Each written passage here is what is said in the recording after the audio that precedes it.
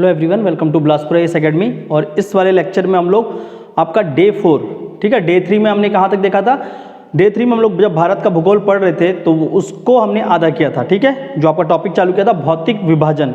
आज हम लोग भौतिक विभाजन को उसके आगे पढ़ेंगे और प्रीलिम्स के रिगार्डिंग जितने भी क्वेश्चंस यहाँ पर पॉसिबल बनते हैं जिसको हमको ट्रेस करना है और साथ ही साथ अपने आप को एक अच्छा व्यू भी देना है जिससे कि क्वेश्चन के साथ साथ हम क्या कर सके, अंडरस्टैंडिंग भी बना सके, ठीक है। तो उसको देखते हुए आज लेक्चर आगे बढ़ाएंगे और आज हम लोग बचे हुए भौतिक विभाजन को डिस्कस करेंगे, ठीक है। हमने अभी तक क्या क्या देख लिया है, अभी तक हमने हिमालय को पढ़ा है और साथ ही साथ आपका प्रायद्वीपीय पठार को पढ़ा है, ठीक है। पिछला लेक्चर मैंने शूट किया था उस दिन, लेकिन प्रॉब्लम ये हो गया था सैटरडे को कि वॉइस की क्लैरिटी नहीं थी, जिसके कारण इस लेक्चर को फिर से शूट किया जा रहा है। दूसरी बात, जो आपको लेक्चर 2 के स्टार्टिंग में मैप वर्क में मैंने कराया था भारत के बायोस्फीयर रिजर्व, ठीक है, टोटल 18 बायोस्फीयर रिजर्व के नाम बताए थे, जिसमें से मैंने कहा था कि 11 बायोस्फीयर रिजर्व वो थे जो कि किसमें हैं, man and biosphere programme UNESCO के हैं, ठीक है। उसमें आपके जनवरी 2020 में एक और नया बायोस्फीयर रिजर्व को जोड़ा गया है, तो कुल मिलाकर अभी कितने हो जाएंगे, 12 बायोस्फीयर रिजर्व हो जाएंगे, ठीक है। जो 12वें का नाम मैंने नहीं बताया था वो है पन्ना बायोस्फीयर रिजर्व, क्लियर। तो उसको आप लोग अपडेट करेंगे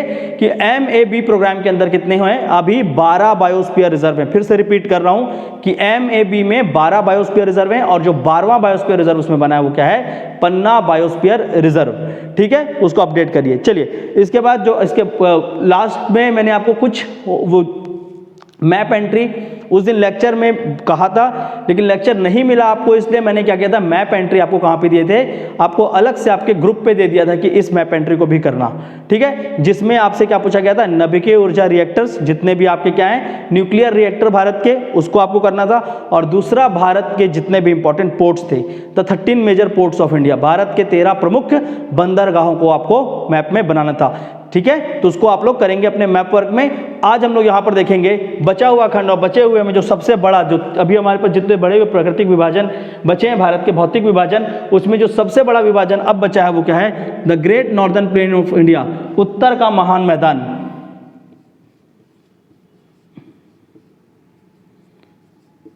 ठीक है, नॉर्दर्न प्लेन ऑफ इंडिया। और इसी को क्या बोलते हैं आप, गंगा का मैदान भी बोलते हैं।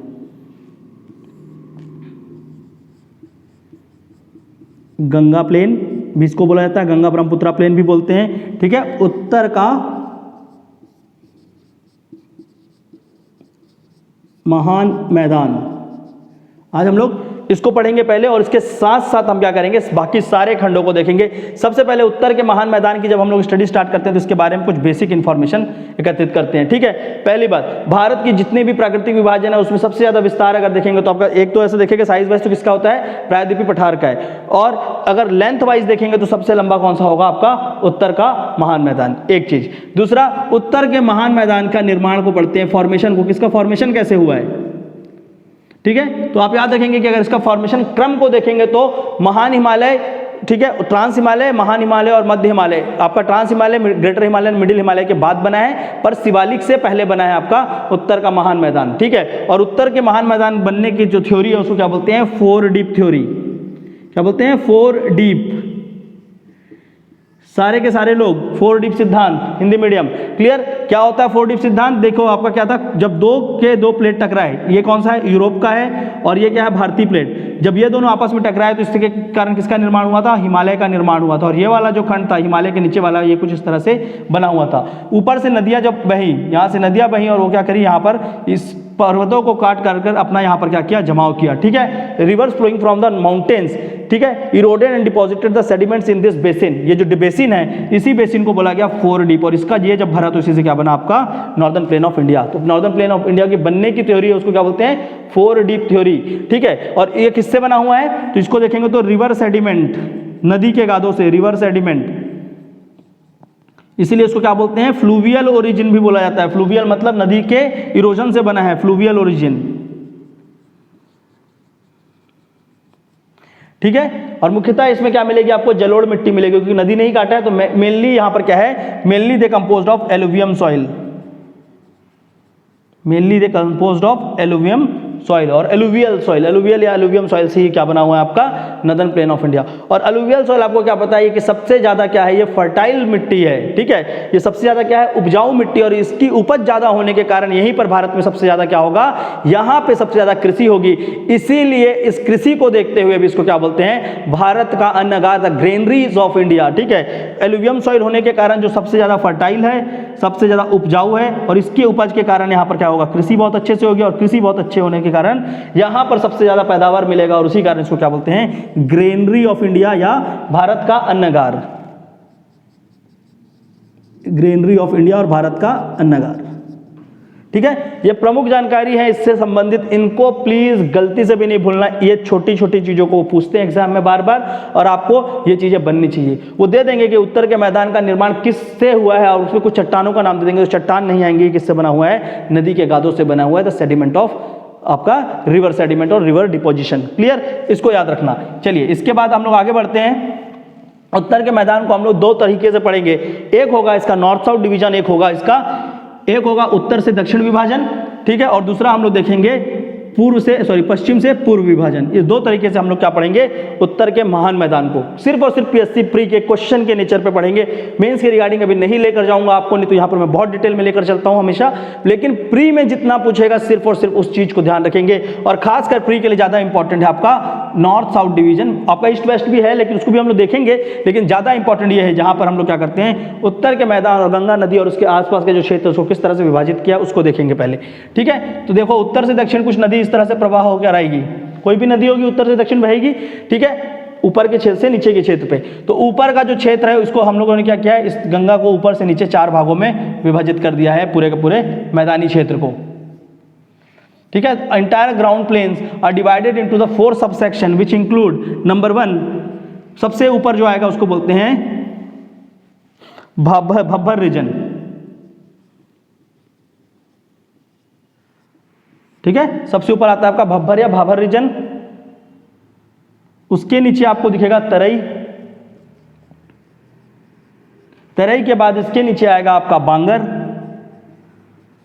और बांगर के नीचे आपका जो रीजन क्षेत्र दिखेगा उसको बोलते हैं खादर, ठीक है। तो लिखेंगे भब्बर, तराई, बांगर और खादर। इस तरह से क्या है, उत्तर से दक्षिण 4 भागों में विभाजित है, पहली बात। दूसरी बात देखो, जब आप कहाँ जाओगे, आप इस भब्बर के क्षेत्र में जाओगे, जब उत्तरी पार्ट में जाओगे तो यहाँ पर देखोगे कि यहाँ पर क्या है, बहुत बड़े बड़े क्या है, पत्थर हैं, ठीक है। यहाँ पर क्या है, बहुत बड़े बड़े बोल्डर दिखेंगे, और इस बोल्डर के होने के कारण जो बड़े बड़े पत्थर है, ठीक है, तो बड़े साइज के क्या मिलेंगे यहाँ पर, बोल्डर्स।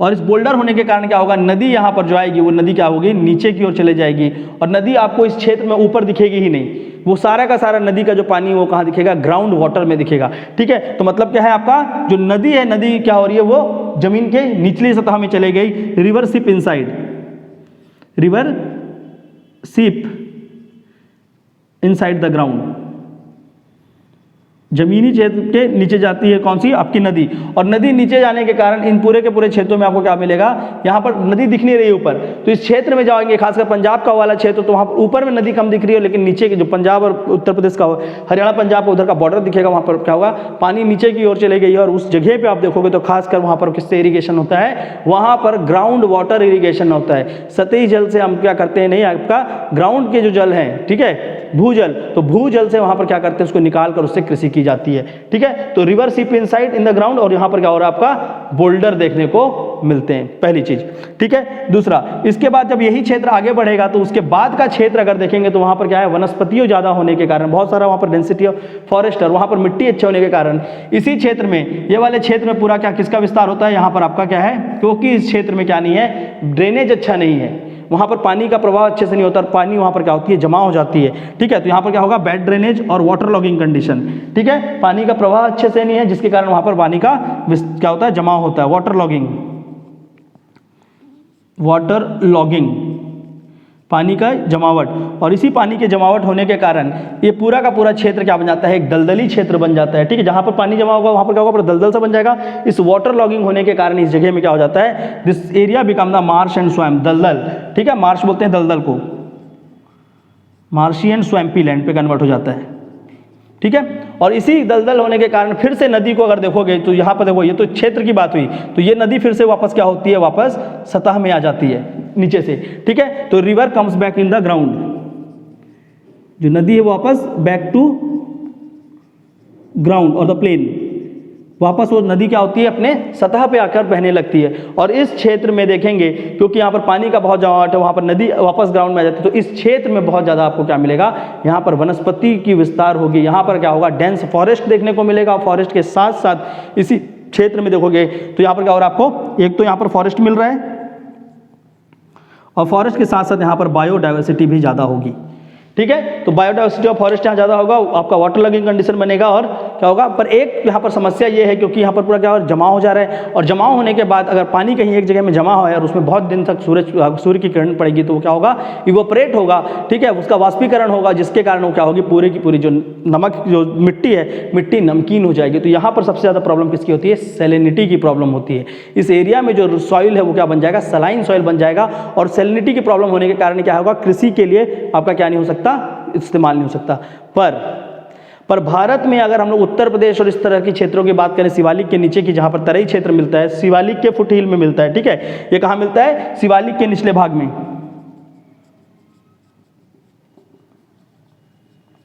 पर भारत में क्योंकि यहाँ पर क्या है, लवण की मात्रा ज़्यादा है, सैलिनिटी ज़्यादा है, इसके बाद भी भारत में यहाँ पर हमने क्या किया था, ग्रीन रेवोल्यूशन, और आज यहाँ पर सबसे ज़्यादा हम लोग उपज लेते हैं। तो ये भारत में ग्रीन रेवोल्यूशन का एक चमत्कार है कि ऐसे एक क्षेत्रों में भी हमने क्या किया है, नमक मिट्टी को भी हमने बदल कर क्या कर दिया, वहाँ पर कृषि किया है।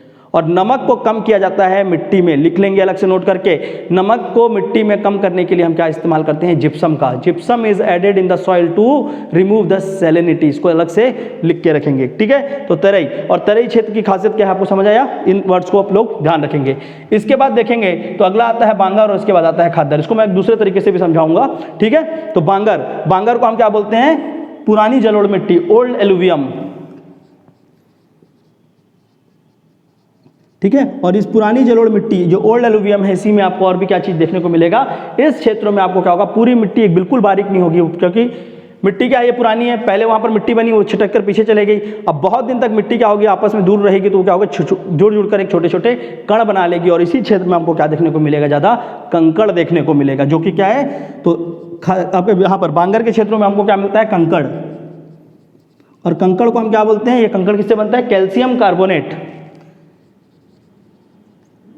कैल्शियम कार्बोनेट से बनता है आपका कंकड़, ठीक है।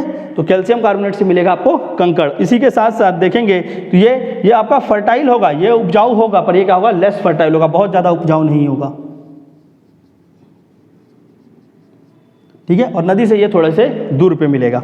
इसके बाद आपका आता है खद्दर, और खद्दर को देखेंगे तो इसको क्या बोलते हैं, नई जलोढ़ मिट्टी, न्यू एलुवियम, ठीक है। और खद्दर जो है ये क्या है, सबसे ज़्यादा फर्टाइल होता है, मोस्ट फर्टाइल, सबसे ज़्यादा इसमें उपज होती है, और यहाँ पर कृषि का सबसे ज़्यादा विस्तार आपको देखने को मिलेगा खद्दर पे, ठीक है। तो ये तो हो गई रटने वाली बात, और ये हो गई कि यहाँ से आपको कौन कौन से फैक्ट रखना है उत्तर से दक्षिण। अब इसको हम लोग दूसरे तरीके से समझते हैं, आपको अभी अपने आप ये चीज़ समझ जाएगा कि ये हो क्या रहा है और कैसे इसका निर्माण हो रहा है। देखो, आप लोग जिस भी शहर में हैं, जिस भी शहर में होंगे, जिस भी गांव में हैं, ठीक है, चाहे दूरस्थ अंतल में बैठे हैं, कहीं भी बैठे हैं, आज क्या करेंगे, नदी जाएंगे, नदी या तो डैम मत जाना, नदी ही जाना, ठीक है। नदी आप लोग जाएंगे और नदी जाकर इस चीज़ को देख कर आएंगे और आपको समझ आएगा।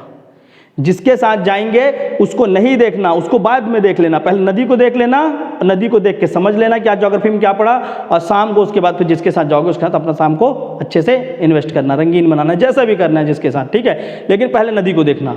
जब आप इस नदी को अच्छे से देखते हैं अपने नज़रों से, तो आपको दिखेगा कि ये बीचों बीच क्षेत्र में यहाँ पर क्या आपका नदी बह रही है। अरपा में तो नदी ही नहीं रह गई, तो बिलासपुर वाले भाई थोड़ा सा दूर चले जाना, देख लेना, ठीक है। तो इतने से में नदी बहती, पर नदी का क्षेत्र इतना बड़ा होता है, ठीक है। और नदी को देखेंगे और नदी के जस्ट बाद देखते हैं आप लोग, तो यहाँ पर क्या होते हैं, छोटे छोटे रेत के कण होंगे, नदी के बीच में भी रेत होगा, और नदी के जस्ट बाद देखोगे तो नदी के नीचे तो रेत है, लेकिन नदी के जस्ट बाद यहाँ पर क्या होगी, थोड़ी सी मिट्टी सही दिखेगी, ठीक है, क्लियर। इसके बाद अगर देखेंगे तो यहाँ पर क्या दिखेंगे, थोड़े छोटे छोटे पत्थर से दिखने लगेंगे, छोटे पत्थर, ठीक है।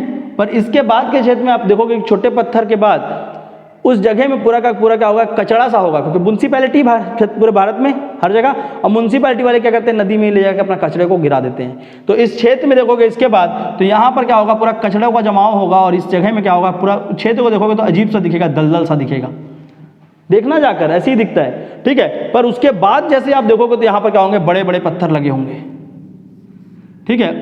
और इसी बड़े पत्थर के ऊपर आपका बना दिया गया होगा रेलिंग्स वगैरह, यहाँ बना दिया बैठने का, और ये बन गया आपका रिवर व्यू। ऐसे दिखता है आप लोगों का रिवर व्यू। तो रिवर व्यू को ही जाकर अच्छे से अगर आप देखोगे तो दिखेगा कि सबसे सामने यहाँ पर क्या दिखेंगे, बड़े बड़े बोल्डर और ढेले दिखेंगे, जो कि वहाँ रखे होंगे, जो कि क्या कहलाएंगे, भब्बर। ऐसे एग्जाम्पल बता रहा हूँ ताकि याद रहे, ऐसा 100% नहीं होता, आप हर जगह का अलग अलग क्षेत्र, लेकिन ये जो दिख रहा है ये क्या है, आपका भब्बर है, ठीक है। तो यहाँ पर आपको पानी भी नहीं दिखेगा, नदी नहीं दिखेगा, पर नदी का इतना बड़ा क्षेत्र था ना, तो जरूर उसको खोद के देखना, तो नदी में लास्ट तक भी आपको पानी मिलेगा, वहाँ पर सबसे ज़्यादा ग्राउंड वाटर होगा। उसके बाद तराई क्षेत्र, जहाँ पर एक वाटर लॉगिंग कंडीशन है, जहाँ पर बहुत ज़्यादा क्या होगा, जमाव होगा, वहाँ पर म्यूनसिपैलिटी ने अपना क्या किया है, कचरा को फेंक दिया है, और उसके कारण क्या कर रहा है, पूरा दलदल सा और गंदा सा दिख रहा है, आपका मन ही नहीं कर रहा है नदी तक मैं जाऊँ, ठीक है। पर उसके बाद जैसे नदी को देखेंगे तो नदी के जस्ट बगल में बहुत अच्छा रहता है, लेकिन नदी से थोड़ा पहले लोगों ने क्या किया, पूरा गंदगी मचा के रखा हुआ है, ठीक है। उसके बाद जैसे आप जाएंगे तो नदी पहुँचने के, नदी के रेत से पहले आप देखोगे तो क्या होंगे, छोटे छोटे पत्थर दिखेंगे, मुरुम या कंकड़ जैसे, जिनकी साइज गोटे जैसे होंगे, ठीक है। तो वो क्या है, आपका बांगर कंकड़ मिल रहा है, कम फर्टाइल है, और ये क्या है, पुरानी मिट्टी। पहले ये मिट्टी थी, पहले क्या हो रही थी नदी, पहले नदी इस क्षेत्रों में पूरा बहती थी, इतने एरिया में बह रही थी, पर अब क्या हुआ, नदी सिर्फ छोटे से एरिया में बहने लगी। तो इस क्षेत्र में क्या हुआ, मिट्टी का निर्माण हुआ, पर बहुत समय तक ये क्या हुआ, जो कण है मिट्टी के, ये आपस में क्या हुए, जैसे दूर दूर थे, तो ये कण क्या हुए, हवा के साथ या कुछ कुछ करते हुए पास में आने लगे, और पास में आने के कारण क्या हुआ, कणों में जुड़ाव हो गया, ये सारे के सारे जितने भी छोटे छोटे पार्टिकल्स थे, पार्टिकल कोलाइडेड टुगेदर और form the small stone called कंकड़, एक छोटे पत्थर को बनाया जिसको हम क्या बोलते हैं, कंकड़। और कंकड़ के बाद अंदर जाएंगे तो आपको क्या मिलेगा, नया एलुवियम, जो सबसे ज़्यादा फर्टाइल है। आज के बाद नहीं भूलेंगे खद्दर भाग, ये सारा का सारा, बब्बर, तराई, बांगर और खादर, ठीक है। सिर्फ विजुअलाइजेशन, सिर्फ पढ़ना नहीं है यार कि पढ़ लिए रट लिए और वहाँ जाके फिर कंफ्यूज है, अच्छा पुराना कौन सा था, नया कौन सा था, कोड वोड नहीं बनाना है, सोचो। एग्जाम में क्वेश्चन दिखा तो आपको नदी दिखना चाहिए आंखों के सामने कि हाँ ऐसा होता है नदी, ये और ये, खत्म, ठीक है। इस तरह से पढ़ोगे तो आपका इधर प्रेशर नहीं जाएगा। यहाँ पर जितना प्रेशर लेते हो रटते रटते, उससे क्या होता है, आपका एग्जाम में टेंशन बढ़ता है और आप गलत करते हो कि यार इसका क्या था, इसका क्या था।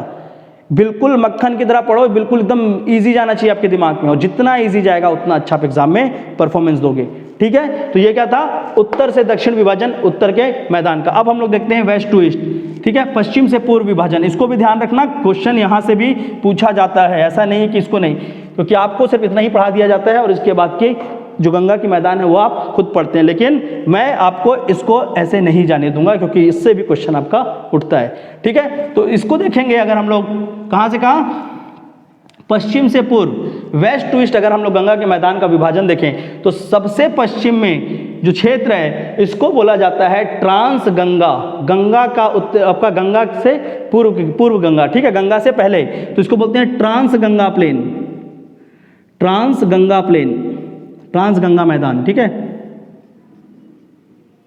और ये जो ट्रांस गंगा प्लेन है ये दो क्षेत्रों में आता है, कुछ क्षेत्र इसका पाकिस्तान में विस्तार और कुछ क्षेत्र का भारत में विस्तार है, ठीक है। तो पाकिस्तान के क्षेत्र में जो ट्रांस गंगा प्लेन, क्योंकि ये किससे बनता है, उत्तर का मैदान 3 नदियों से बनेगा। कौन सी 3 नदी है, सिंधु, इंडस प्लस गंगा, और जो तीसरी है वो कौन सी, ब्रह्मपुत्र, ब्रह्मपुत्र। और ये 3 नदी और इनकी सहायक नदियों से किसका निर्माण हुआ है, उत्तर के मैदान का, ठीक है। तो ये जो सिंधु वाला क्षेत्र है, जो इंडस का एरिया है, वो आपका क्या है, कुछ पाकिस्तान में और कुछ क्या है आपका भारत में। जो पाकिस्तान में जो क्षेत्र है उसको बोलते हैं सिंध प्लेन, सिंध का मैदान, ठीक है। और भारत में जो एरिया आएगा वो कौन सा है, पंजाब प्लेन, पंजाब का मैदान, ठीक है। और पंजाब के साथ साथ एक और क्षेत्र यहां पर आएगा जिसको बोलते हैं हम लोग राजस्थान प्लेन, राजस्थान का मैदान, ठीक है। इसके बाद मिडिल गंगा, क्लियर, जो गंगा और यमुना का द्वाब क्षेत्र है, गंगा यमुना प्लेन जिसको बोलते हैं, Yamuna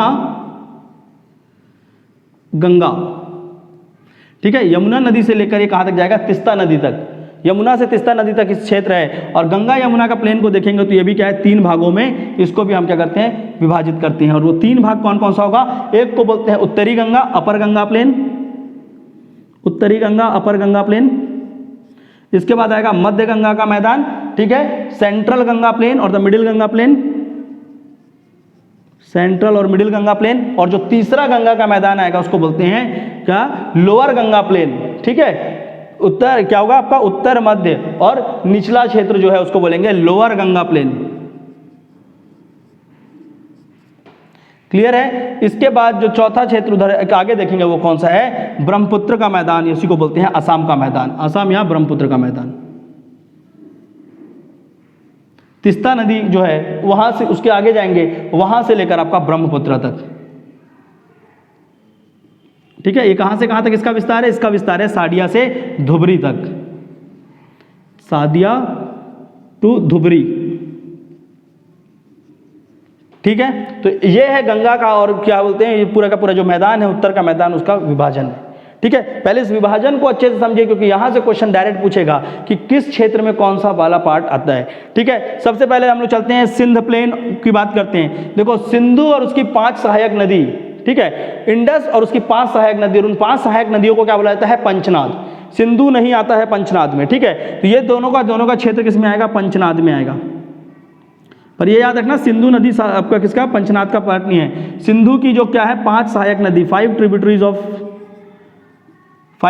of river Indus called as the Panchnad, ठीक है। तो जो सिंध प्लेन है इसमें और जो पंजाब प्लेन है, ये दोनों के दोनों क्या है, ये नदियों के बीच के द्वाब क्षेत्र हैं। जब 2 नदी का संगम होता है कुछ इस तरह से, व्हेन 2 रिवर्स मीट, तो लैंड बिटवीन द 2 रिवर्स, इसको क्या बोला जाता है, इसको बोलते हैं द्वाब, ठीक है, इसको बोलते हैं द्वाब। और द्वाब क्षेत्र में ही आपका क्या है, इस पूरे के पूरे प्लेन का निर्माण हुआ है। तो जो सिंध प्लेन बना है उसमें आपके 3 द्वाबों से मिलाकर सिंध प्लेन बनता है। वो 3 द्वाब कौन से हैं, पहला द्वाब होगा रचना द्वाब और रेचना द्वाब, रेचना द्वाब, ठीक है। अगला द्वाब जो है उसका नाम क्या है, छेज द्वाब, और जो तीसरा द्वाब यहां पर आएगा उसको बोलते हैं सिंध सागर द्वाब,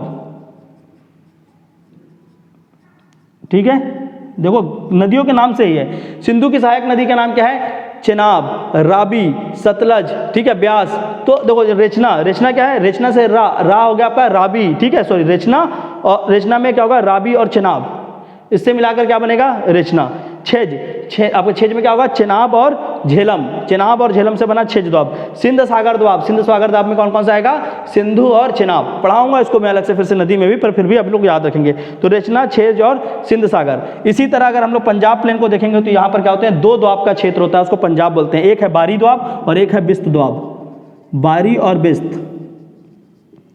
बारी, ठीक है, री से हो गया राबी और बारी, ब्यास और राबी का जो क्षेत्र है उसको बोलते हैं बारी, ठीक है। और बिस्त और सतलज, ठीक है, तो बिस्त में क्या होगा, बारी आपका क्या होगा, बी, ब्यास और सतलज, और ब्यास और सतलज के द्वाब को क्या बोलते हैं, बिस्त द्वाब। तो ये 5 द्वाब का क्षेत्र है, ठीक है, जिसमें बारी और बिस्त द्वाब का क्षेत्र जो है पंजाब प्लेन में आता है। और इसी पंजाब प्लेन को भी अलग अलग हिस्सों में तोड़ा जाता है, जैसे कि आपका पंजाब का जो क्षेत्र है वहाँ पर क्या, उसको क्या बोलते हैं, मालवा प्लेन, ठीक है। मालवा का मैदान पंजाब में आता है, मालवा का पठार नीचे आता है राजस्थान और एमपी के बॉर्डर में, लेकिन मालवा का जो मैदान है वो कहाँ आता है, पंजाब में आता है, इसको ध्यान रखना, ठीक है। इसके बाद राजस्थान, और राजस्थान का जो प्लेन है वो कौन सी नदियाँ बनाती हैं, तो राजस्थान का जो प्लेन है उसको बनाती है घग्गर नदी, ठीक है। घग्गर नदी से लेकर रामगंगा नदी के आसपास का क्षेत्र है, तो घग्गर नदी के क्षेत्रों में बनता है राजस्थान का प्लेन, ठीक है। और राजस्थान का प्लेन को देखेंगे तो ऊपर का क्षेत्र को क्या बोलते हैं, बागड़।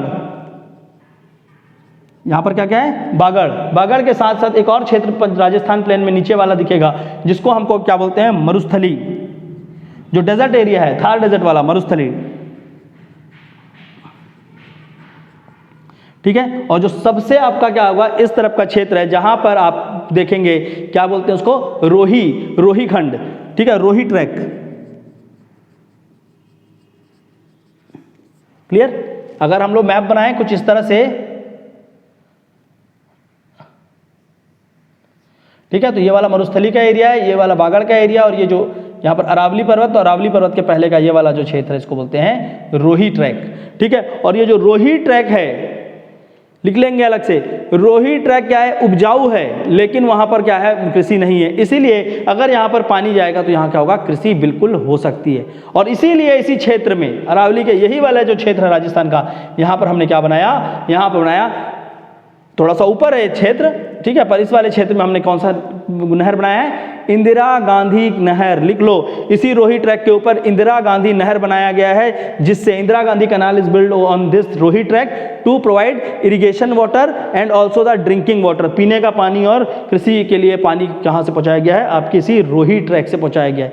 और इसका बहुत ज़्यादा इंपॉर्टेंस है, ठीक है, क्योंकि अगर इस क्षेत्र में हम कृषि करने को सक्षम हुए तो राजस्थान में भी आपका क्या होगा, कृषि का एक बहुत बड़ा पैदावार आपको देखने को मिलेगा। ठीक है, तो सिंध प्लेन, पंजाब प्लेन और राजस्थान प्लेन, इसको याद रखना कैसे है, रचना, छेज, सिंध सागर, बारी, बिस्त, बागर, मरुस्थली, रोही ट्रैक, और इसमें क्या आता है, मालवा का मैदान।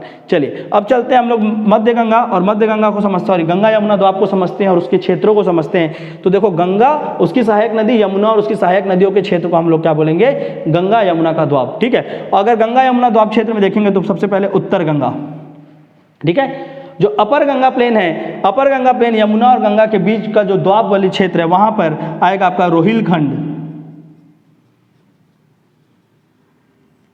ठीक है, यहां पर आपका क्या आएगा, रोहिलखंड। याद रखना, यहां पर रोही है, यहां पर क्या है, रोहिलखंड। ठीक है, और रोहिलखंड का क्षेत्र को क्या बोलते हैं, आपका अपर गंगा। जो आपका घाघरा नदी है, उसके पहले का जो इतना भी क्षेत्र है वो होगा आपका रोहिलखंड। अगर हम लोग सेंट्रल गंगा में देखेंगे तो यहाँ पर आपके अलग अलग क्षेत्रों में इसको भी विभाजित किया जाएगा, जैसे कि मिथिला का मैदान, मिथिला प्लेन। ठीक है, मिथिला के साथ साथ इसको और किसमें तोड़ते हैं, अवध प्लेन, अवध का मैदान, मिथिला और अवध का मैदान। इसके साथ साथ आपका क्या आएगा, आंग का मैदान, आंग प्लेन। ठीक है, तो मिथिला प्लेन, अवध प्लेन, आंग प्लेन। आंग के साथ साथ यहाँ पर एक और प्लेन आपको देखने को मिलेगा, ठीक है, कोसी नदी के पास कोसी का खंड। ठीक है, तो कोसी प्लेन। ठीक है, और इसके साथ साथ एक और प्रमुख है जिसको बोलते हैं मगध प्लेन। ठीक है, तो ये पांचों क्षेत्र किसमें आते हैं, आपके सेंट्रल गंगा प्लेन में आते हैं, मिथिला, अवध, आंग और मिथिला, अवध, आंग, कोसी और मगध। ठीक है, तो ये सारा का सारा किस में आते हैं, आपके मध्य गंगा में आते हैं। और मध्य गंगा के बाद अगर हम लोअर गंगा की बात करें तो ये क्या है, ये है आपका डेल्टा का क्षेत्र। ठीक है, तो गंगा के डेल्टा का क्षेत्र है। गंगा के डेल्टा को हम लोग दो भागों में देख सकते हैं, जो ऊपरी भाग है जिसको बोलते हैं, ठीक है, जो ऊपरी वाला क्षेत्र है, जो मुर्शिदाबाद जो बंगाल का क्षेत्र है, उसको बोलते हैं ओल्ड डेल्टा। तो गंगा का डेल्टा पहले कहां पर बनता था, मुर्शिदाबाद में। और जो अभी जो नया गंगा का डेल्टा बनता है, ठीक है, जो गंगा आज अभी वर्तमान समय में जहां पर डेल्टा बनाती है, इसको बोलते हैं हम लोग न्यू डेल्टा। तो पहला डेल्टा कहां बनता था, मुर्शिदाबाद में, पर अभी कहां बनाती है अपना डेल्टा, तो अभी गंगा अपनी डेल्टा बनाती है आपका सुंदरबन पे, सुंदरबन। और यही सुंदरबन लिखेंगे उसी के साथ साथ, सुंदरबन डेल्टा जो है ये विश्व का सबसे बड़ा नदी, दो नदियों के द्वारा बना, विश्व का सबसे बड़ा डेल्टा है। पहली बात, Sundarban delta is the world largest delta form by river Ganga and Brahmaputra. Ganga और ब्रह्मपुत्र नदी के द्वारा यह डेल्टा बनाया गया है।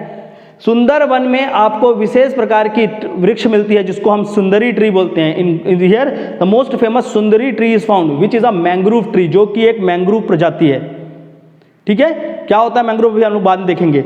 इसके साथ साथ एक और लाइन लिखेंगे, सुंदरबन मैंग्रोव यहाँ पर मिलता है। इसके साथ साथ लिखिए कि सुंदरबन के क्षेत्र में रॉयल बंगाल टाइगर सिर्फ और सिर्फ एक जगह दिखने को मिलेगा। वो कहाँ मिलता है, सुंदरबन के क्षेत्र में आपको मिलता है रॉयल बंगाल टाइगर। ठीक है, यही सुंदरबन का क्षेत्र, ये बायोडायवर्सिटी के लिए बहुत ज़्यादा प्रमुख है भारत में। ठीक है, तो ये तीन चीज़ यहाँ से इन्फॉर्मेशन को याद रखेंगे। इसी क्षेत्र में ये जो सुंदरबन का क्षेत्र और जो वेस्ट बंगाल का क्षेत्र है, अभी यहीं पर पिछले साल एक सुपर साइक्लोन आया था। ठीक है, वो क्या होता है साइक्लोन वगैरह वो देखेंगे, लेकिन यहाँ पर भी आपका क्या होता है, लास्ट साल एक साइक्लोन आया था। क्लियर, चलिए, तो ये क्या हो गया, रोहिलखंड, मिथिला, अवध, आंग, कोसी, मगध और आपका डेल्टा वाला जो क्षेत्र था। इसके बाद हम लोग चलते हैं ब्रह्मपुत्र, और ब्रह्मपुत्र को समझेंगे तो देखो कुछ इस तरह से क्लियर।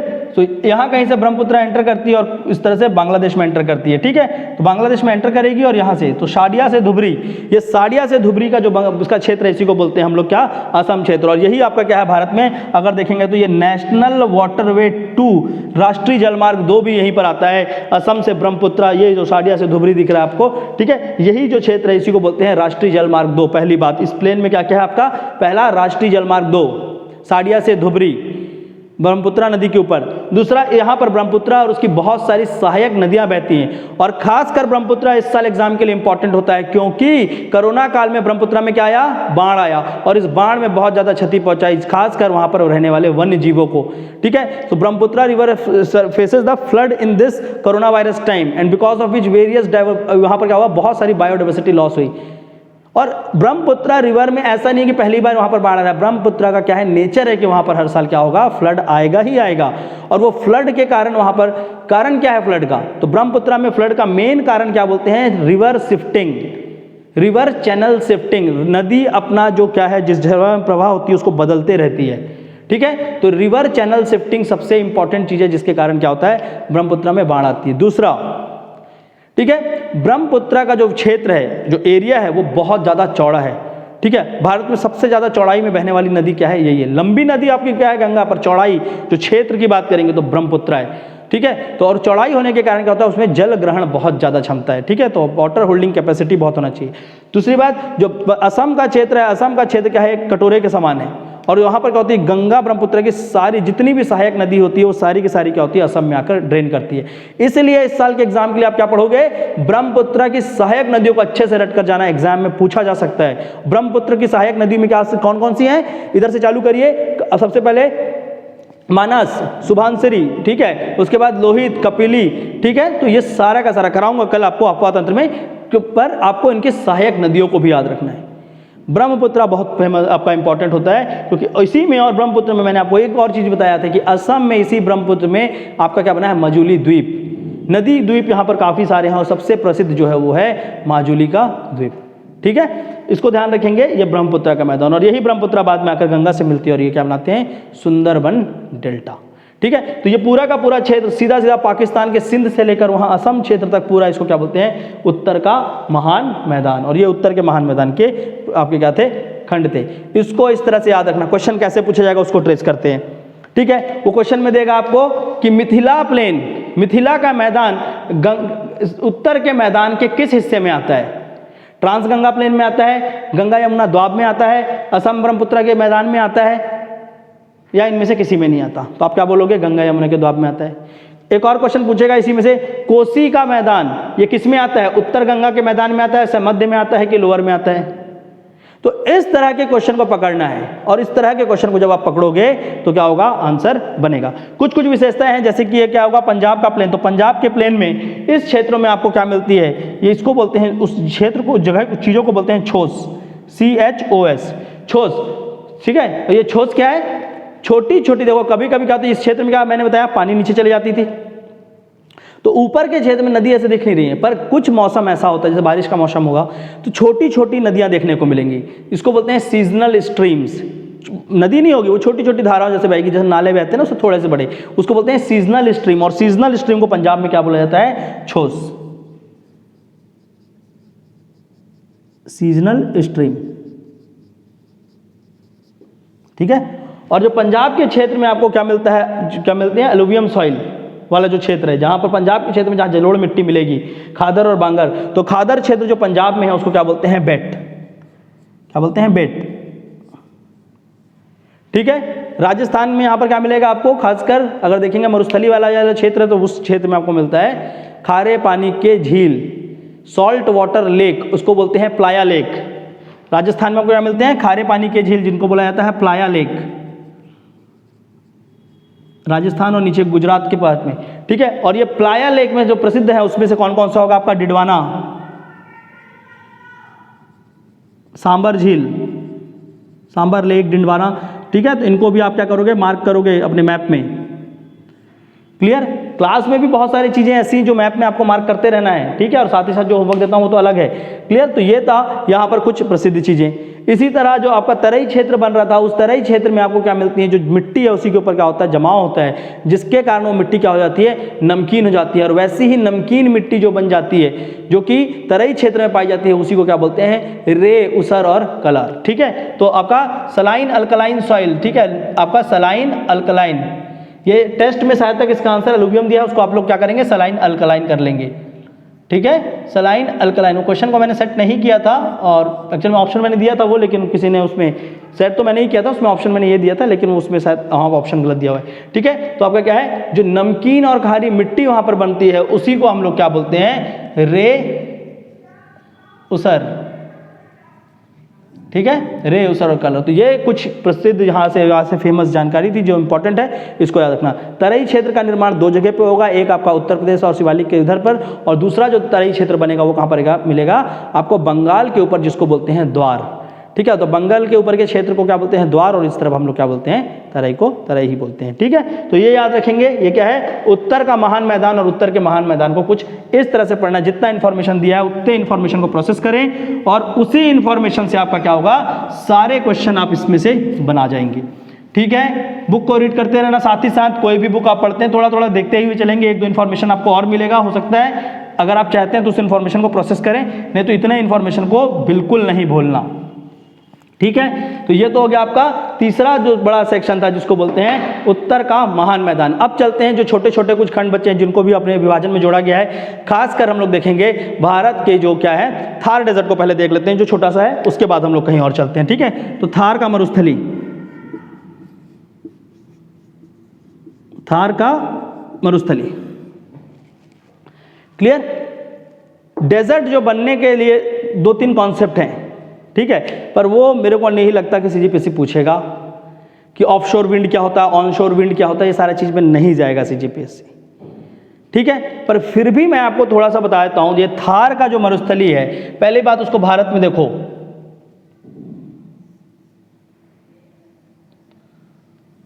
ठीक है, और ये हो गया, इधर आप देखोगे तो पाकिस्तान, ईरान, ये सारी चीजें हैं। ठीक है। इसके बाद यहां पर क्या है आपके अरावली पर्वत।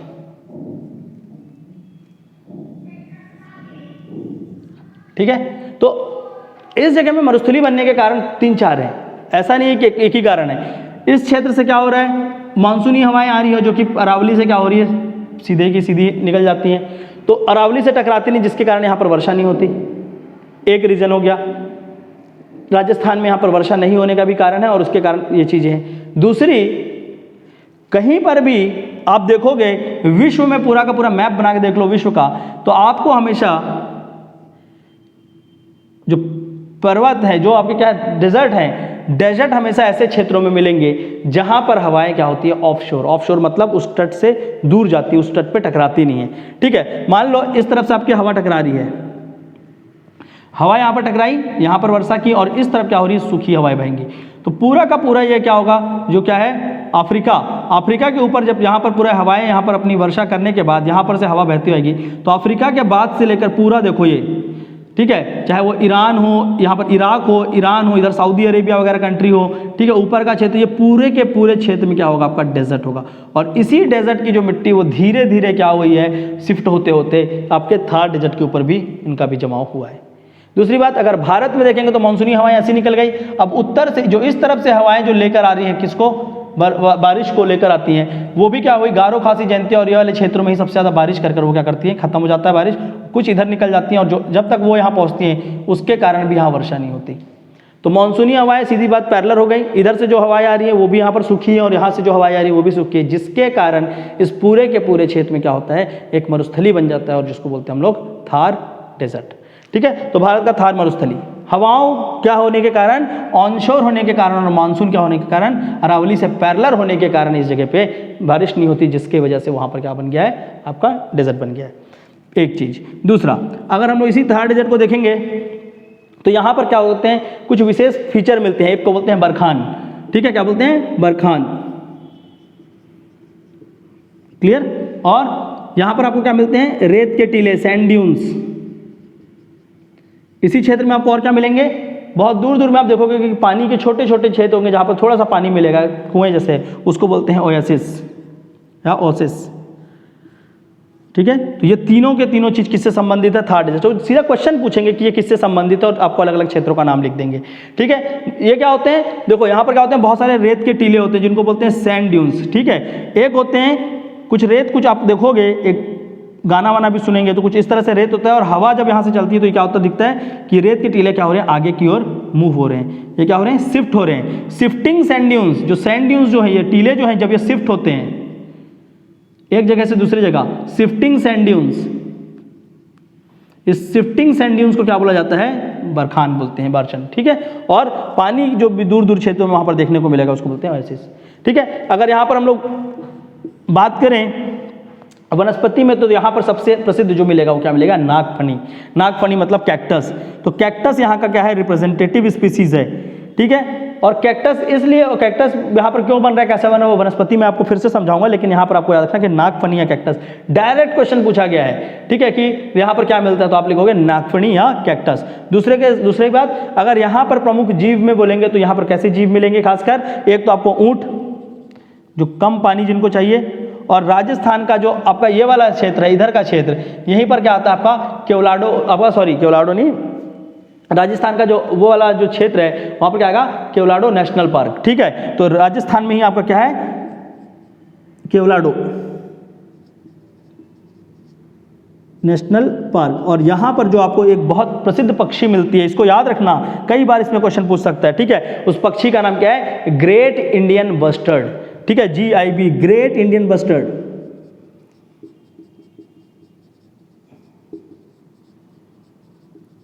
ठीक है, केवलाडो नेशनल पार्क, और वहां पर क्या मिलती है आपको, ग्रेट इंडियन बस्टर्ड।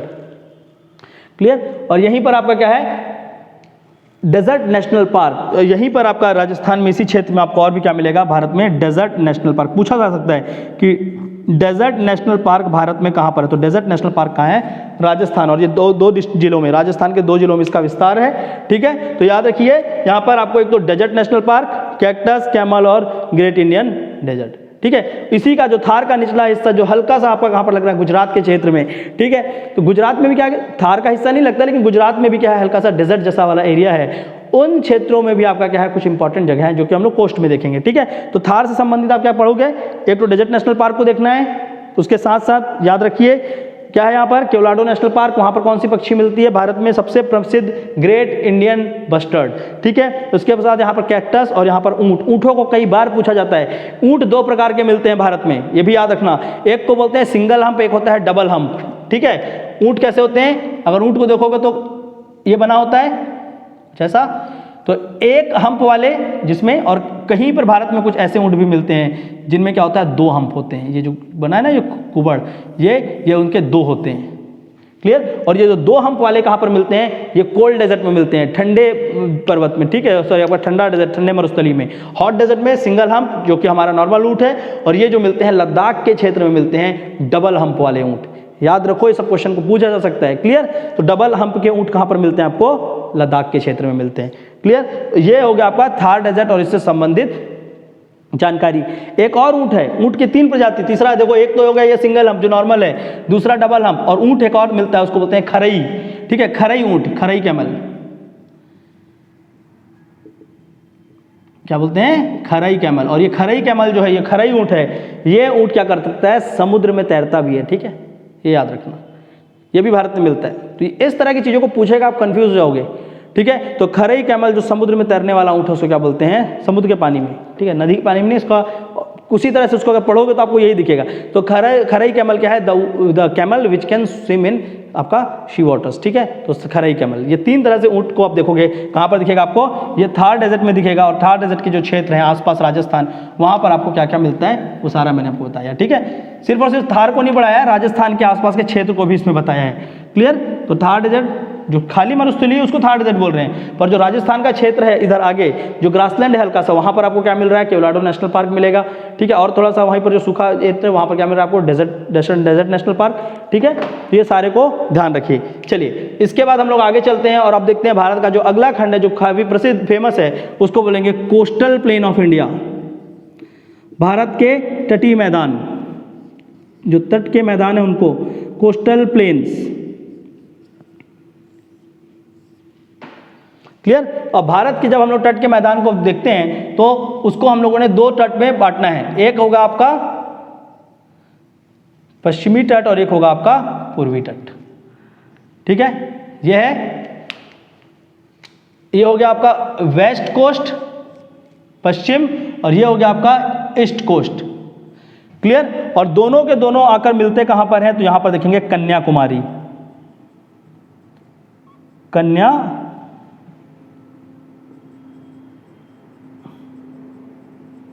गुजरात। ये गुजरात से लेकर ये वाला जो है इसको बोलते हैं वेस्ट कोस्ट, और कन्याकुमारी से लेकर यहां पर वेस्ट बंगाल और यहीं पर उसके नीचे में बहती है सुवर्ण रेखा नदी।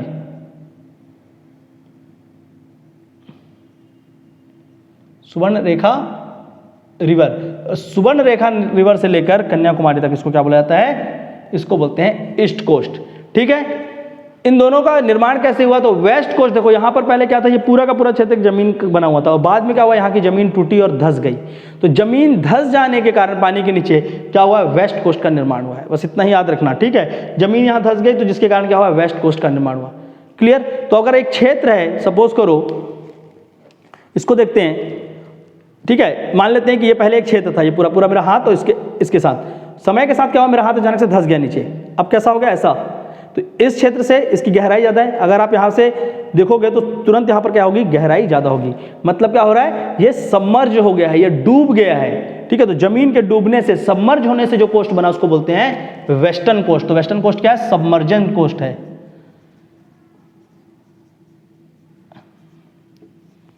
क्लियर। और अगर हम लोग ईस्टर्न कोस्ट की बात करें तो यहाँ पर क्या है, यहाँ पर क्या हो रही है, बहुत सारी नदियाँ यहाँ से बहकर गई हैं इस क्षेत्रों में, लंबी लंबी नदियाँ जाएंगी, बाद में देखेंगे हम लोग।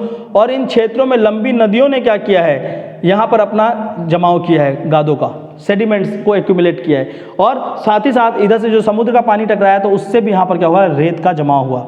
ठीक है, तो ये जो क्षेत्र है ये क्या हुआ, ये बना है। यहाँ पर क्या हुआ है कि यहाँ पर जमीन बनाई गई है, यहाँ पर क्या था, जमीन था वो धंस गया, यहाँ पर क्या हुआ, एक नई जमीन का निर्माण हुआ। कैसे हुआ, नदी ने अपने एक चीज़ों को एकत्रित किया और समुद्र ने भी आपका क्या किया, रेत को। तो यहाँ पर क्या हुआ, लैंड इमर्ज होकर आया बाहर। ठीक है, इसलिए इसको क्या बोलते हैं, इमर्जेंट कोस्ट। ठीक है, तो एक है सबमर्जेंट कोस्ट और एक है क्या, इमर्जेंट कोस्ट।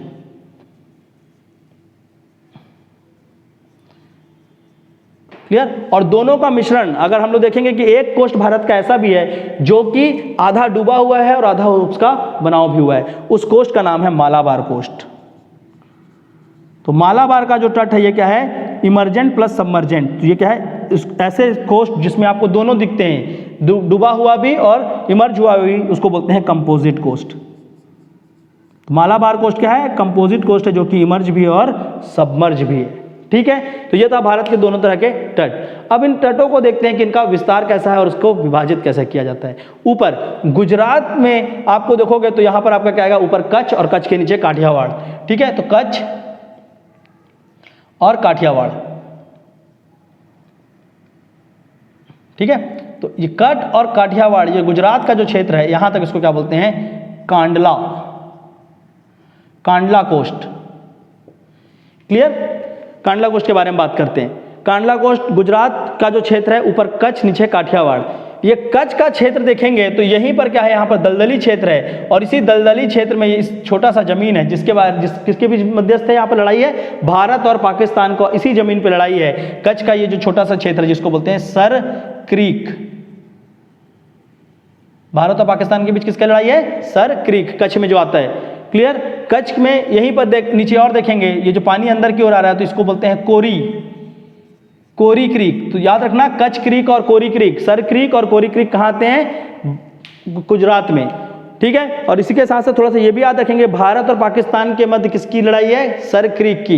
एक और चीज इंडिया पाकिस्तान में, और जो बॉर्डर बता रहा था मैंने, बॉर्डर में शायद इस चीज को मेंशन नहीं किया है, याद रखना इंडिया पाकिस्तान के बॉर्डर का नाम क्या है, लाइन ऑफ कंट्रोल, LOC।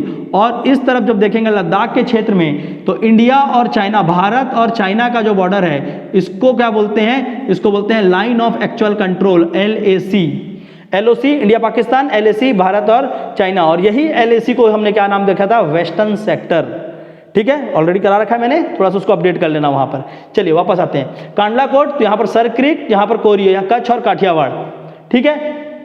इस जो ये तट वाला क्षेत्र है यहाँ पर खास कर ये जो काठियावाड़ का है, काठियावाड़ में ही यहाँ पर आप देखोगे तो इस क्षेत्र में आपकी नर्मदा नदी, ठीक है, नर्मदा नदी, खासकर यहाँ पर क्या है, खंभात, इसको बोलते हैं गल्फ ऑफ कच्छ, इसको बोलते हैं कच्छ की खाड़ी, और ये वाली क्या है, खंभात की खाड़ी, गल्फ ऑफ खंभात। और इसी गल्फ ऑफ खंभात में आपकी सारी की सारी प्रमुख नदियाँ, चाहे वो नर्मदा हो, ठीक है, चाहे आपकी ताप्ती हो, ऊपर से अपन देखेंगे कि साबरमती नदी, ठीक है, तो इस तरह से इस तरफ से आएगी साबरमती नदी, यहाँ से माही, तो ये सारी की सारी नदियों का विस्तार कहाँ पर करती है, अपना जल विसर्जित करती हैं खंभात पे, ठीक है। तो कोंकण कांडला कोस्ट या आपका खंभात, और ये जो पूरा का पूरा क्षेत्र है, यहाँ पर प्रमुख रूप से हमारे को भारत में क्या मिलता है, यहाँ पर तेल मिलते हैं। तो ऑयल रिफाइनरीज हैं यहाँ पर कांडला कोस्ट में, और कांडला कोस्ट के जो प्रमुख ऑयल रिफाइनरी हैं उनके नाम लिखते चलेंगे। आज भारत के जितने भी ऑयल रिफाइनरी हैं, आज का मैप वर्क आपका क्या है, oil refineries of India.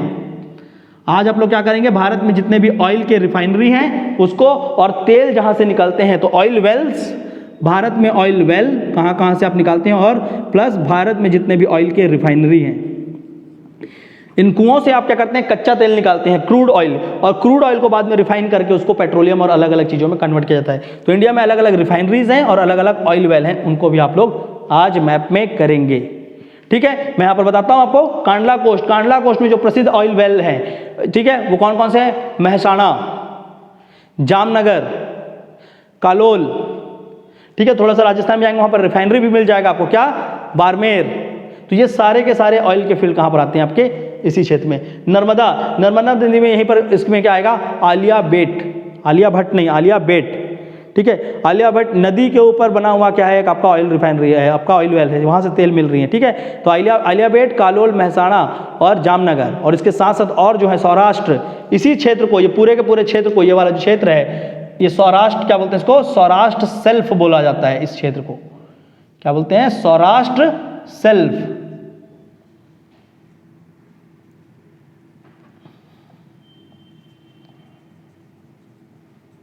Self मतलब होता है जमीन का टुकड़ा जो आपका पानी में जा रहा है, तो ठीक है, इसको सेल्फ नहीं भी लिखोगे, याद रखना सौराष्ट्र का क्षेत्र। इसी सौराष्ट्र के क्षेत्र में आपको क्या मिलते हैं, बहुत सारे तेल के खान है, क्लियर। तो सौराष्ट्र का रीजन, और इसमें यहाँ पर आपका दिखेगा, कोस्ट में देखेंगे तो आपका क्या आएगा, इसी ये गुजरात वाला जो पार्ट है उसको बोलते हैं कांडला कोस्ट, ठीक है। गुजरात के बाद मुंबई, मुंबई से लेकर थोड़ा और नीचे आएगा यहाँ से, क्लियर, मुंबई और साथ ही साथ गोवा, मुंबई और गोवा में इसी जो कोस्ट है इसको क्या बोला जाता है, कोंकण, कोंकण कोस्ट, मुंबई, ठीक है। इस कांडला कोस्ट में ये वाला जो है गुजरात का, यहां पर कौन से बंदरगाह है, यहां पर जो प्रसिद्ध बंदरगाह है उसका नाम क्या है, कांडला पोर्ट, ठीक है। तो कांडला पोर्ट आप लोग याद रखना। इसके बाद कोंकण में आते हैं, और कोंकण में देखेंगे तो यहां पर जो प्रसिद्ध बंदरगाह देखने को मिलेगा, सबसे पहले बात मुंबई में देख लेते हैं, महाराष्ट्र में। तो महाराष्ट्र में जो आपको बंदरगाह देखने को मिलेगा, एक क्या है आपका, JNPT, Jawaharlal Nehru port trust, Nhava Sheva, ठीक है, इसी का नाम है नवाशेवा, JNPT। JNPT के साथ साथ यहीं पर आपको मिलेगा मच्छगांव डॉक लिमिटेड, ठीक है, यहाँ पर नेवी के कुछ कुछ हथियार और सारे सारे सबमरीन्स बनाए जाते हैं। JNPT मच्छगांव के साथ साथ यहाँ पर आपका जवाहरलाल नेहरू पोर्ट ट्रस्ट मच्छगांव, और यहीं पर मिलेगा आपको मुंबई का पोर्ट, और यही मुंबई के पोर्ट में क्या है आपका, गेटवे ऑफ इंडिया, ठीक है, India Gate Delhi, Gateway of India Mumbai, ये याद रखना, ठीक है। तो JNPT मुंबई पोर्ट और मच्छगांव, ये क्या है, कोंकण तट में आते हैं सारे के सारे, क्लियर। कोंकण तट बहुत प्रसिद्ध है, कोंकण तट को पढ़ेंगे अभी अच्छे से, और कोंकण तट में अगर देखेंगे तो यहीं पर कुछ प्रसिद्ध आइलैंड आएंगे और बहुत प्रसिद्ध चीज आएंगे, जैसे कि आएगा oyster rock, oyster rock, navy ने इसको अपने कंट्रोल में रखा है, एक बहुत ही सुंदर सा क्या है ये आइलैंड है ऑयस्टर रॉक। ऑयस्टर रॉक के साथ साथ यहाँ पर कोंकण में आता है आपका एलिफेंटा केव, एलिफेंटा केव पढ़ेंगे इसको हिस्ट्री में कि यहाँ पर क्या है, एलिफेंटा केव जो है गुफाएं, ये क्या है, मूर्तियों के लिए, और इस गुफाओं के अंदर बहुत ज़्यादा आपका धार्मिक, यहाँ पर देखेंगे धर्म का विस्तार, और साथ ही साथ भारत के ऐतिहासिक चीज़ों में एलिफेंटा केव को पढ़ेंगे, ठीक है। तो यहाँ पर ऑयस्टर रॉक, यहाँ पर एलिफेंटा केव, इसी तरफ देखेंगे कोंकण में तो यहीं पर क्या होंगे, कुछ इंपॉर्टेंट आपके जगह हैं, जैसे कि आपका क्या है यहाँ पर अलीबाग, अभी यहाँ पर वो आया था बाढ़, अलीबाग, सलमान खान का यहाँ पर क्या है उसने अपना फार्म हाउस भी बना रखा है यहाँ पे, ठीक है। भाईजान वहीं अलीबाग से खेती कर रहे थे। क्लियर। तो ऑयस्टर, एलिफेंट और अलीबाग, यहीं पर कोंकण तट में देखेंगे तो यहाँ पर भी आपको क्या मिलता है, देखो सुंदरवन में कौन सा मैंग्रोव मिला, सुंदरवन मैंग्रोव। कच्छ में मिलता है कच्छ मैंग्रोव, ठीक है। यहाँ कोंकण में कौन सा मैंग्रोव मिलता है, तो कोंकण कोस्ट में मिलता है रत्नागिरी, रत्नागिरी मैंग्रोव।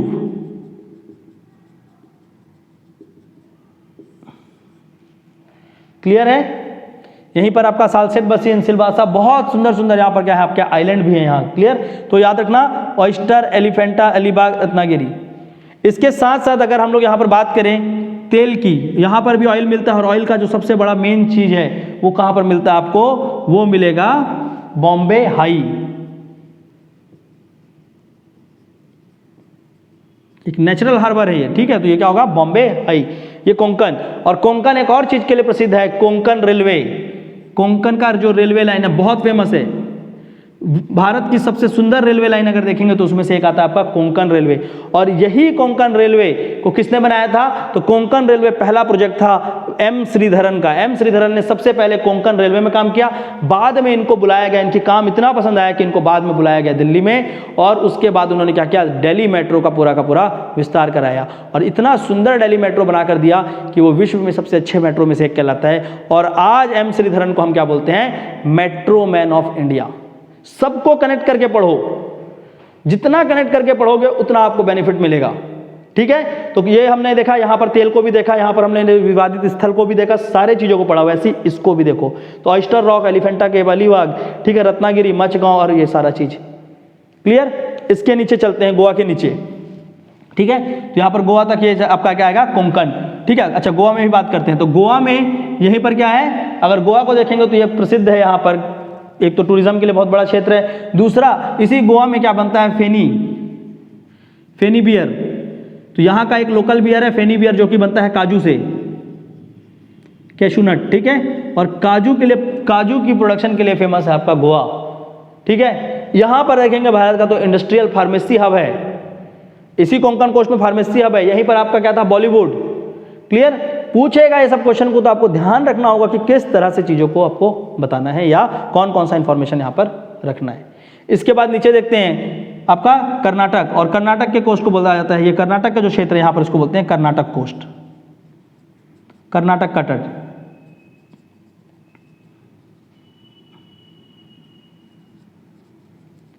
ठीक है, कर्नाटक का कोस्ट। अच्छा, गोवा में जो बंदरगाह है उसको क्या बोलते हैं, मार्मुगांव, ठीक है, मार्मुगांव गोवा। इसके बाद कर्नाटक, कर्नाटक का जो तट है, ये कर्नाटक का जो कोस्ट है, ठीक है। इस कर्नाटक कोस्ट की बात करेंगे तो ये कर्नाटका में जो बंदरगाह आता है उसका नाम क्या है, जल्दी से आंसर देंगे आप लोग, मैंगलोर, ठीक है। क्या, मैंगलोर पोर्ट।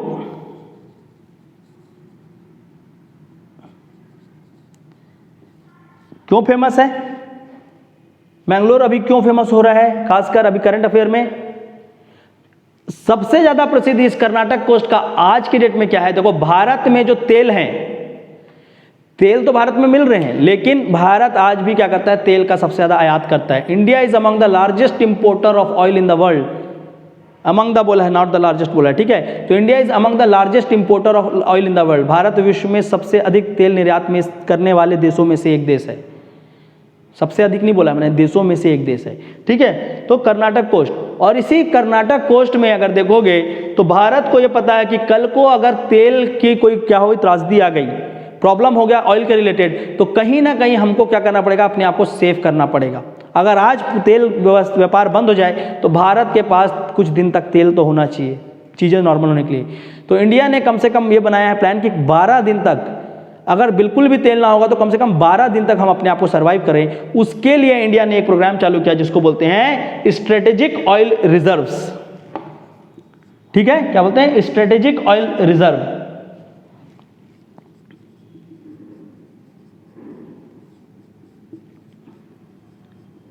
और 3 क्षेत्रों को इसके लिए आपने क्या किया है, इंडिया ने नोटिफाई किया है जहां पर ये निकालेंगे। वैसे तो 4 है, लेकिन अभी फिलहाल देखोगे तो वो कहां पर है। एक तो आपका क्या होगा, यही मैंगलोर, ठीक है। इसके बाद देखोगे आप कहाँ पर, पाडूर, पाडूर, ठीक है। ये दोनों का दोनों आपका कर्नाटक क्षेत्र में। और इसको किस में रखा जाएगा, जो आपके क्या है, रॉक होते हैं, जो चट्टान है, तो समुद्र के अंदर जो रॉक मिलते हैं उसमें क्या करेंगे, गड्ढा खोदकर उसके अंदर रखेंगे, ठीक है। Strategic oil reserves of India, Mangalore, Padur, ठीक है। इसके बाद विशाखापट्टनम,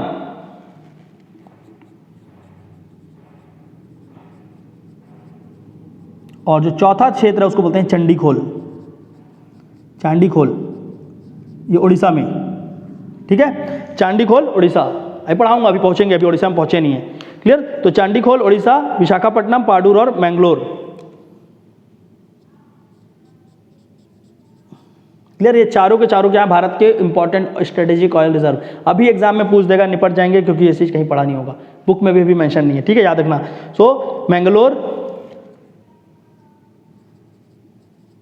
पाडूर, विशाखापट्टनम और चांडीखोल, ये चार जगह पे क्या है आपका ऑयल, स्ट्रेटेजिक ऑयल रिजर्व। तो कर्नाटक कोस्ट इसलिए यहाँ पर क्या हो रहा है, फेमस हो रहा है। कर्नाटक के बाद जो केरला का क्षेत्र है यहाँ तक, ठीक है।